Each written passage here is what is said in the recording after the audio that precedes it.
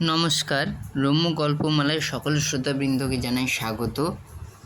এর আগে আপনাদের শুনিয়েছিলাম নিহার রঞ্জন গুপ্তের লেখা গোয়েন্দা গল্প নির্মক গল্পটির প্রথমাংশ। আজ আপনাদের শোনাতে চলেছি নির্মক গল্পের শেষ অংশ।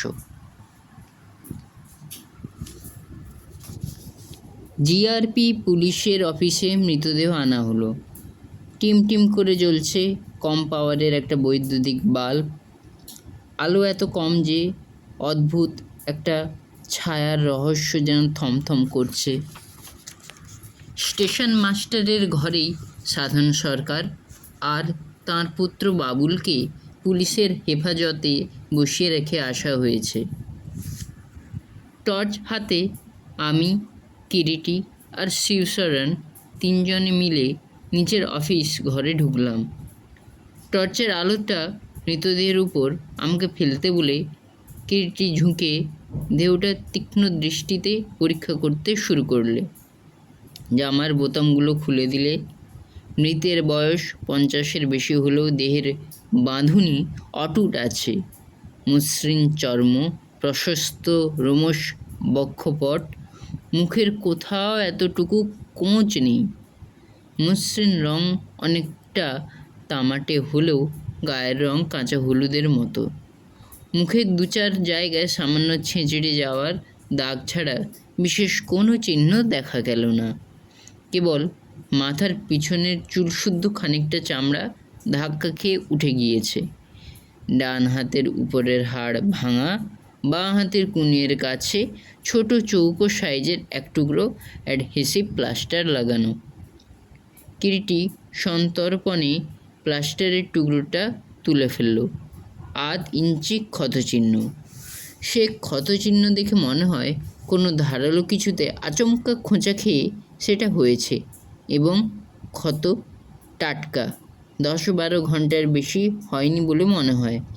শরীরের আর কোথাও বিশেষ কোনো ক্ষত চিহ্ন পাওয়া গেল না, শুধু মাথায় 2-4 জায়গায় ছোটোখাটো 2-4টে ক্ষত ছাড়া। অ্যাডহেসিভ প্লাস্টারের টুকরোটা কিরিটি একটা কাগজে মুড়ে সযত্নে জামার পকেটে রাখল। ফিরে এলাম আমরা স্টেশন মাস্টারের ঘরে ঢুকে দেখি সাধন সরকার নিম্ন কণ্ঠে তার ছেলের সঙ্গে কি কথা বলছে। আমাদের ঘরে ঢোকার সঙ্গে সঙ্গে সাধন সরকার চুপ করে গেল এবং সজাগ হয়ে বসল।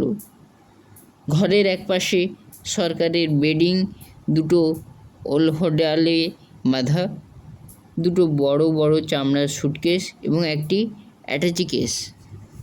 সাধন সরকারই প্রথম শিবশরণকে সম্বোধন করে কথা বললে। ইন্সপেক্টর, আপনার সত্যই ধারণা আমার কাকার মৃত্যু অ্যাক্সিডেন্ট নয়? আপনার প্রশ্নের জবাব মৃতদেহের ময়নাতদন্ত হলেই পাবেন। সেজন্য কালকের দিনটা আপনাকে অপেক্ষা করতে হবে। শেষের দিকের শিবশরণের কথায় যেন একটু চাপা শ্লেষ। স্যার, ভূপেন্দ্র সরকারের মৃত্যুর ব্যাপারে কিরিটির একটি মাত্র ইঙ্গিত শিবশরণের মনে অনেকখানি কাজ করেছে, কিন্তু কেন জানি না সাধন সরকারকে আমি খুনি বলে ঠিক মেনে নিতে পারছিলাম না। একথা সত্য, দুর্ঘটনাটিকে সমগ্রভাবে দেখলে সাধন সরকারকে সন্দেহের অতীত বলে মনে হয় না। কিরিটির কথায় বার্তায় বা হাবে ভাবে এখনও এমন কিছু অনর্থ হয়ে ওঠেনি যাতে সাধন সরকারকে শিবশরণের মতো অমন সোজাসুজিভাবে অভিযুক্ত করা যেতে পারে। কিরিটি এখনও পর্যন্ত সাধন সরকারকে একটি মাত্র প্রশ্ন ছাড়া দ্বিতীয় প্রশ্ন করেনি। সে অন্য রাস্তা নিয়ে নিশ্চয়ই মীমাংসার চেষ্টা করছে। আর চোখে একবার কিরিটির মুখের দিকে তাকালাম। স্টেশন মাস্টারের পাশে একটা চেয়ারে বসে কিরিটি একান্ত নির্বিকারভাবে ধূমপান করছে।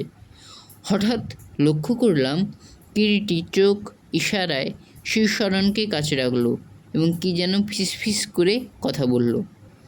কিরিটির কথা মতো শিবশরণ প্রথম সাধন সরকারের যা বলবার ছিল তা শুনল। সাধন সরকারের বক্তব্য থেকে বিশেষ কিছু জানা গেল না। সেই পুরনো কথা, কাকার মস্তিষ্ক বিকৃতির জন্য ইত্যাদি। সাধন সরকার বিপদ নেই, দ্বিতীয়বার আর বিবাহ করেননি। 10 বছরের ছেলে বাবুলই সংসারে তার একমাত্র বন্ধন। স্যার ভূপেন্দ্র বিবাহ করেননি। মস্ত ব্যবসা ছাড়া ব্যাংকে প্রচুর টাকা। কলকাতা দিল্লিতে দুখানা প্রাসাদ ও অট্টালিকা। তার সমস্ত সম্পত্তির একমাত্র ওয়ারিশান সাধন সরকার। শিবশরণ সাধন সরকারকে বললে, এবার আপনার বাবুলকে আমরা কয়েকটা কথা জিজ্ঞাসা করতে চাই মিস্টার সরকার। বেশ করুন। আপনি তাহলে একটু বাইরে যান। বাইরে কেন? আপনি অনুগ্রহ করে কিছুক্ষণের জন্য বাইরে যান। বেশ। সাধন সরকার ছেলেদিকে বারগের জন্য তাকিয়ে ঘর ছেড়ে চলে গেল। এতক্ষণে কিরিটি মুখ খুলল। বাবুলের দিকে এগিয়ে এলো। কি নাম তোমার খোকা? বাবুল। ছেলেটি বেশ চালাক চতুর। তোমরা কলকাতাতেই থাকো না? কিরিটি প্রশ্ন করে। হ্যাঁ। কোন ক্লাসে পড়ো? ক্লাস 7। দিল্লিতে বুঝি বেড়াতে গিয়েছিলে? কিন্তু এখন তো তোমাদের ছুটি নয়। না, স্কুল কামাই হলো তো। বাবাকে ছাড়া আমি থাকতে পারি না। বাবা দিল্লি গেল, তাই আমিও সঙ্গে চলে গিয়েছিলাম। তোমার দাদু তোমাকে খুব ভালোবাসতেন? হ্যাঁ, দাদু এবার আমাকে কলকাতায় গিয়ে একটা সাইকেল কিনে দেবেন বলেছিলেন। শেষের দিকে বাবুলের গলা কেমন ধরে আসে। তার জন্য আর কি, বাবাকে বলো, বাবা কিনে দেবেন। হ্যাঁ, বাবা কিছু দেবে? বাবা কিছু দেয় না। কথাটা বলেই কেমন করে অপ্রস্তুত হয়ে বলে, বাবাকে বলবেন না কিন্তু, বাবা মারবে। না, বলবো কেন? একটা এয়ারগান তোমার চাই বুঝছি। ভন্তর আছে, শিবুর আছে, আমার নেই। ওদের কাছে চাইলেও ওরা দেয় না। আমার বাড়িতে একটা এয়ারগানের চাইতে ভালো বন্দুক আছে, আমি দেবো সেটা তোমাকে। দেবেন? তাহলে এত বড় একটা দিতে হবে। অপ্রত্যাশিত আনন্দে বাবুলের চোখের মণি দুটো চকচক করে ওঠে। দেব। কিন্তু হঠাৎ বাবুলের মুখের চেহারা কেমন মলিন হয়ে যায়। কি? বাবা নিতে দেবে না, ঋতুকণ্ঠে সে বলে। আমি দিলে তোমার বাবা কিছু বলবেন না? সত্যি? হ্যাঁ, তোমার বাবার আমি অনেক দিনের বন্ধু। তবে বাবা ও কথা বললে কেন? কি কথা? না, আমি বলবো না।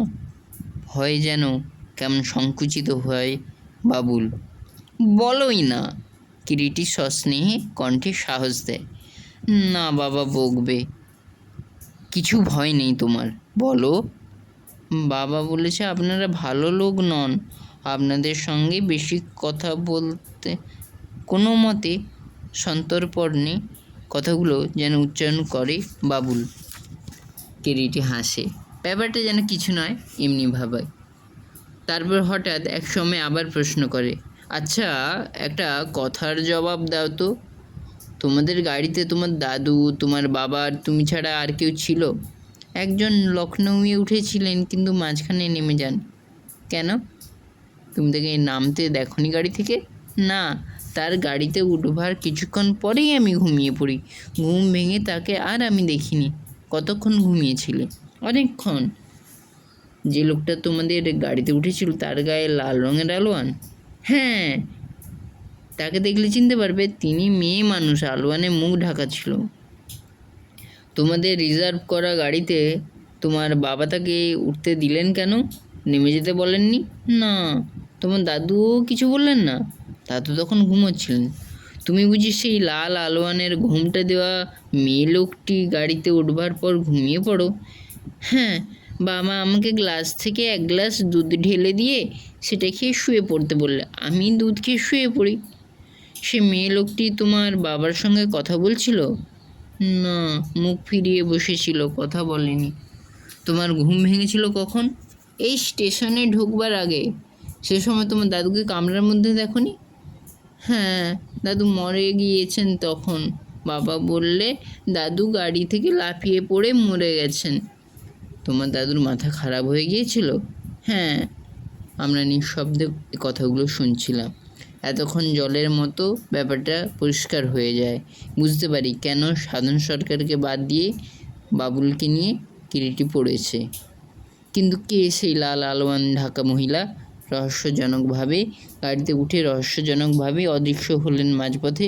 শিবশরণের ইচ্ছা ছিল সাধারণ সরকারকে আটকাবার, কিন্তু কিরিটির মুখের দিকে চেয়ে তা সে করল না। শিবশরণ কিরিটিকে বললে, ওদের আর নজরবন্দি করে রাখার প্রয়োজন নেই। শিবশরণ সাধারণ সরকারকে ছেড়ে দিল। কিন্তু আশ্চর্য হলাম যখন দেখলাম সাধারণ সরকার পরের ট্রেনে কলকাতায় না গিয়ে একটা টাঙ্গায় মালপত্র চাপিয়ে ওখানকার হোটেলের সন্ধানে গেল।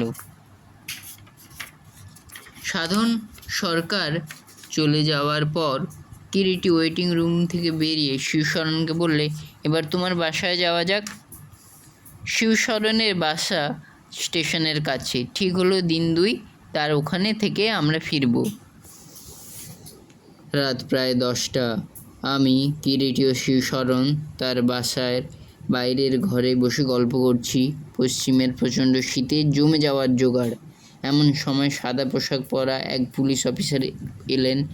CID police. কী খবর মতি? শিবশরণ প্রশ্ন করে। প্যালেস হোটেলে ভদ্রলোক কি ওঠেন? এতক্ষণ তাঁর সেই ঘরের দিকে আমি নজর রাখছিলাম। মিনিট 15 হলো দাড়িগোপওয়ালা এক মুসলমান টাঙ্গা করে হোটেলের সামনে এসে সাধনবাবুর খোঁজ করছেন শুনে খবর দিতে এসেছি। মতির কথা শুনে কিরিটি যেন ইলেকট্রিক শক খাওয়ার মতো লাফিয়ে সোজা হয়ে দাঁড়ায়। আর 1 মিনিটও দেরি নয়, এখনই আমাদের হোটেলে যেতে হবে। 10 মিনিটের মধ্যে রাঙ্গায় চেপে প্যালেস হোটেলে এলাম। কনকনে শীতের রাত, এর মধ্যে চারিদিকে যেন নিঃসাড় হয়ে এসেছে। হোটেলে কেউ জেগে আছে বলে মনে হয় না। 13 নম্বর ঘর। ম্যানেজার শঙ্কর প্রসাদ চললেন আমাদের ঘর দেখিয়ে দিতে। আমি, কিরিটি আর ইউনিফর্ম পরা শিবশরণের নেতৃত্বে ম্যানেজার বদ্ধ ঘরের দরজায় নক করলেন। ভেতর থেকে গম্ভীর কণ্ঠে প্রশ্ন, কে? আমি ম্যানেজার, দরজাটা খুলুন একবার, দরকার আছে। দাঁড়ান, খুলছি। মিনিট কয়েক বাদে দরজা খুলে একটা দমকা ঝড়ো হাওয়ার মতো হুড়মুড় করে প্রথমে শিবশরণ, তার পিছনে কিরিটি, আমি আর ম্যানেজার ঘরের মধ্যে ঢুকে পড়লাম। শিবশরণের হাতে উদ্যত পিস্তল। ঘটনাটা এমন চকিতে ঘটল যে ঘরের মধ্যে সাধারণ সরকার আর মুসলমান ভদ্রলোকটি হকচকিয়ে গেল। মুসলমান ভদ্রলোকটির হাতে একটা কালো রঙের চামড়ার ব্যাগ, গায়ে একটা লাল রঙের আলোয়ান আর চোখে কালো রঙের চশমা। এসবের মানে কি ইন্সপেক্টর? রুক্ষ কঠিন কণ্ঠে প্রশ্ন করে সাধারণ সরকার।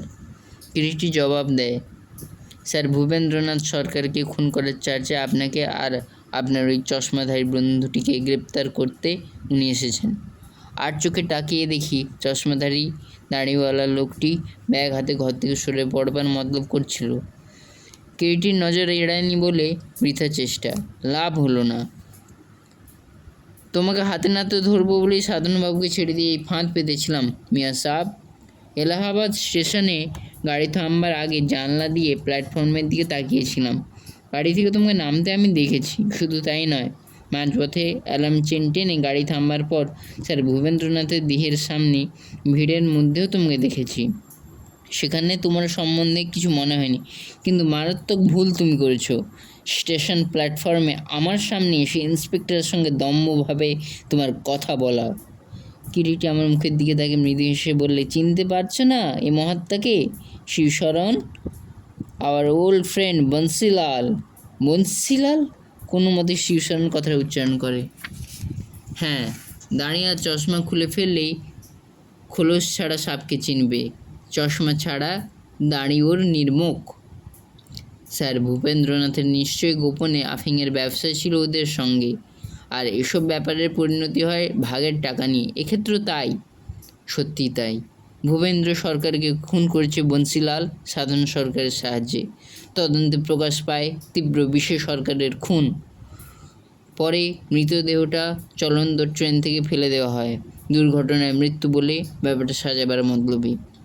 পরের দিন কিরিটি আর আমি কলকাতায় ফিরছি। কিরিটি বলছিল সাধারণ সরকারকে ছেড়ে না দিলে এত সহজে মীমাংসা হতো না। ব্রেক ভ্যানে বেআইনি আফিম পুলিশ পায়নি, তার কারণ সে মালটা ছিল সাধারণ সরকারের কাছে। এ সন্দেহ কেন হলো জানো? বাবুলের কথায়। রিজার্ভ করা কূপে বাইরের লোক এসে উঠে কী করে? আমি বললাম, ঠিক বলেছ, এদিক দিয়ে আমরা জিনিসটা মোটেই দেখিনি ভেবে। একটু ভালো করে ভাবলে তোমরাও দেখতে পেতে, কিরিটি বলল। আর একটা জিনিস জানো, স্যার ভূপেনকে মৃত অবস্থায় চিৎ করে ফেলে দিয়েছিল, সেজন্য তার মাথার খুলির পেছনটা থেঁতলানো। ট্রেন থেকে লাফিয়ে পড়ে আত্মহত্যা করার সময় মানুষ উপর হয়ে লাফ দেয়, সেক্ষেত্রে নাক, মুখ, চোখ এসবে প্রচণ্ড আঘাতের চিহ্ন থাকতো, কিন্তু এতে সেসব কিছুই ছিল না। হাতে যে অ্যাডহেসিভ প্লাস্টার দেখছো, খুব সম্ভবত ওই পথে বিষ প্রয়োগ করা হয়েছে। তার আগে বাবুলের দুধের সঙ্গে ঘুমের ওষুধ দিয়ে তাকে ঘুম পাড়ানো হয়েছিল। কেমন, ঠিক তো? বললাম, ঠিক বলেছ। ও বললে, আর একটা কি জানো, সেটা হচ্ছে ভুবন সরকারের রিস্ট ওয়াচের মেটাল ব্যান্ডটাতে লাল আনোয়ানের একটু পশম আটকে ছিল। কাজেই বাবুলের দেখা সেই স্ত্রীলোকটির এর মধ্যে পাওয়া যায়। পাপ কখনো চাপা থাকে না, কোনো দিন তার থাকবে না। আশ্চর্য, তবু মানুষ উগ্র লোভে চুরি পাড়পাড়ে খুন করতে ছাড়ে না। তাদের ধারণা তাদের যে বুদ্ধিমান পৃথিবীতে বুঝি আর নেই। কিরিটি চুপ করলো। নিস্তব্ধ শীত রাত্রির অন্ধকার ভেদ করে আমাদের কলকাতাগামী রেল ট্রেনটা ঊর্ধ্বশ্বাসে চলছে। গাড়ির দুলুনিতে আমার চোখের পাতায় ঘুম জড়িয়ে আসে। বোধহয় ওরও এমনি ঘুম পেয়ে থাকবে। কেমন লাগলো আজকের এই গল্প? কমেন্ট বক্সে অবশ্যই জানানে, এবং এই ধরনের আরও নিত্য নতুন নানা সাদরে ভিন্ন ধরনের গল্প পেতে এখনই আমার চ্যানেলটি সাবস্ক্রাইব করে আমার পাশে থাকুন, এবং গল্পটি ভালো লাগলে আপনজনদের সাথে শেয়ার করুন। ধন্যবাদ।